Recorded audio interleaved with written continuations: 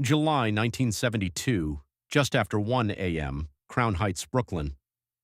The street is quiet, almost empty, the kind of silence that makes every small sound feel louder. A black sedan waits at the curb. A 60-year-old man steps out of an apartment building and walks toward it with calm confidence. His name is Tommy Rinaldi. On paper, he is one of the most powerful men in America, the acting boss of a major New York crime family. He has spent decades building his reputation through loyalty, violence, and fear. He has a driver waiting, a pocket full of cash, and a title that should protect him. But within seconds, none of it will matter. A car rolls slowly down the block. There's no warning, no conversation, just sudden gunfire breaking the silence. When it stops, Tommy Rinaldi lies on the pavement, hit multiple times in the head and neck, dead before he can even react. The car disappears into the night as quickly as it came. By morning, the newspapers reduce it to a simple headline: a mob boss gunned down in Brooklyn, another gangland killing, another name added to the list. Police call it under investigation, but for most people, that's where the story ends.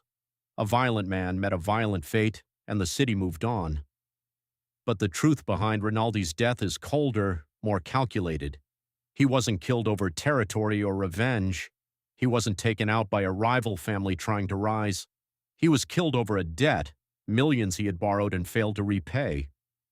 Behind the scenes, the mafia didn't just operate through violence, it functioned like a business. Money moved between powerful men like loans between banks. Influence wasn't only about strength, it was about who owed who. And Rinaldi had made a dangerous mistake. He borrowed a massive amount, believing one successful deal would multiply it and settle everything. The plan was simple: invest, profit, repay, and walk away stronger. But the deal collapsed. Authorities shut it down, arrests followed, the money vanished. Just like that, the opportunity disappeared and the debt remained. In that world, losing money wasn't unusual. Men were often given time to recover, to repay in parts, to fix their mistakes. But there was one rule you could never break: you could not refuse to pay. And Rinaldi, a man known for his temper and pride, was not someone who bowed easily. Backing down meant weakness, and weakness was something he had spent his entire life avoiding. The mafia, however, didn't run on pride. It ran on rules, silent, strict, and absolute. Power, fear, and titles meant nothing if the system itself was threatened. Somewhere, quietly and without drama, a decision was made. It wasn't personal, it wasn't emotional, it was business. The numbers didn't make sense anymore, and the risk of letting it slide was too high. Forgiving the debt would send a message that rules could be ignored. That was unacceptable. So the problem was removed. When detectives arrived at the scene, they immediately understood what they were looking at.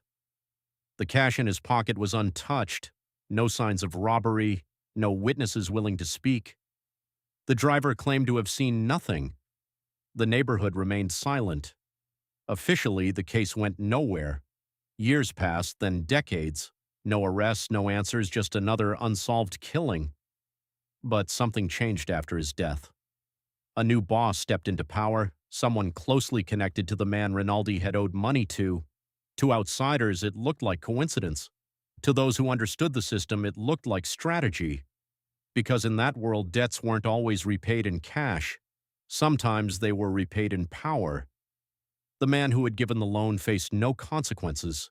He continued his life quietly and died years later, peacefully, at the top. And that's what most people never realize. The mafia wasn't chaos. It wasn't random violence. It was structured, controlled, almost corporate in the way it operated. Titles could be replaced, men could be removed. But the system always protected itself. In the end, Tommy Rinaldi wasn't killed because of who he was. He was killed because of what he owed. And in that world, that was the only thing that truly mattered.